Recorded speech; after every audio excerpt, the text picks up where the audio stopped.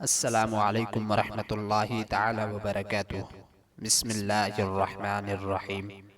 دوستو، آج ہم حضرت طلحہ بن عبید اللہ رضی اللہ عنہ کے اسلام لانے کا واقعہ سنائیں گے۔ آپ کا نام نامی عشر مبشرہ کی فہرست گرامی میں ہے۔ مکہ مکرمہ کے اندر خاندان قریش میں آپ کی پیدائش ہوئی۔ ماں باپ نے طلحہ نام رکھا، مگر دربار نبوت سے ان کو فیاض، وجود و خیر کے معزز القاب عطا ہوئے۔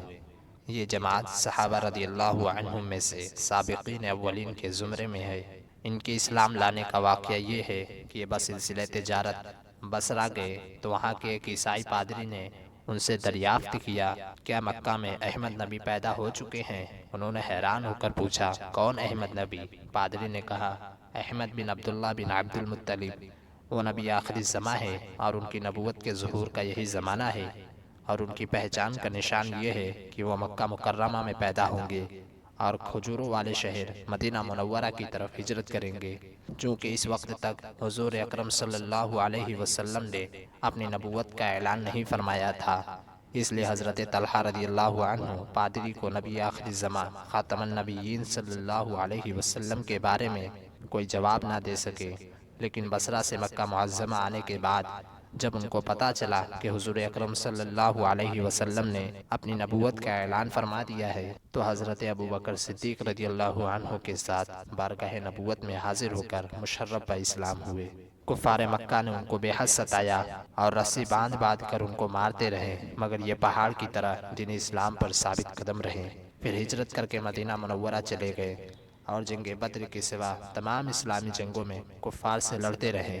جنگ بدر میں ان کی غیر حاضری کا سبب یہ ہوا کہ حضور اقدس صلی اللہ علیہ وسلم نے ان کو حضرت سعید بن زید رضی اللہ عنہ کو ابو سفیان کے قافلے کی تلاش میں بھیج دیا۔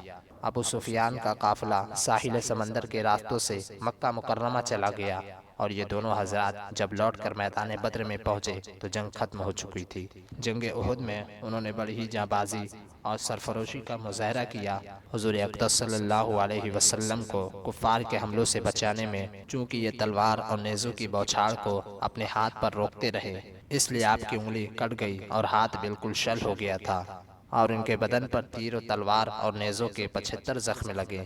ان کے فضائل و مناقب میں چند احادیث بھی وارد ہوئی۔ جنگ احد کے دن جب جنگ رک جانے کے بعد حضور اکرم صلی اللہ علیہ وسلم چٹان پر چڑھنے لگے تو لوہے کی ذرہ کے بوجھ کی وجہ سے چٹان پر چڑھنا دشوار ہو گیا۔ اس وقت حضرت طلحہ رضی اللہ عنہ بیٹھ گئے اور ان کے بدن کے اوپر سے گزر کر حضور اکرم صلی اللہ علیہ وسلم چٹان پر چڑھے اور خوش ہو کر فرمایا، اوجب طلحہ، یعنی طلحہ نے اپنے لیے جنت واجب کر لی۔ اسی طرح حضور اکرم صلی اللہ علیہ وسلم نے یہ بھی فرمایا، زمین پر چلتا پھرتا شہید طلحہ ہے۔ 20 جمادی الاخر 36 ہجری میں جنگ جمل کے دوران آپ کو ایک تیر لگا اور آپ 64 برس کی عمر میں شہادت سے سرفراز ہوئے۔ شہادت کے بعد آپ رضی اللہ عنہ کو بصرہ کے قریب دفن کر دیا گیا، مگر جس مقام پر آپ کی قبر شریف بنی وہ نشیب میں تھا، اس لیے قبر مبارک کبھی کبھی پانی میں ڈوب جاتی تھی۔ آپ رضی اللہ عنہ نے ایک شخص کو بار بار متواتر خواب میں آ کر اپنی قبر بدلنے کا حکم دیا، چنانچہ اس شخص نے حضرت عبداللہ بن عباس رضی اللہ عنہما سے اپنا خواب بیان کیا، تو آپ نے 10,000 درہم میں ایک صحابی رضی اللہ عنہ کا مکان خرید کر ان میں قبر کھودی، اور حضرت طلحہ رضی اللہ عنہ کی مقدس لاش مبارک کو پرانی قبر سے نکال کر اس قبر میں دفن کر دیا گیا۔ کافی مدت گزر جانے کے باوجود آپ رضی اللہ عنہ کا مقدس جسم سلامت اور بالکل ہی تر و تازہ تھا۔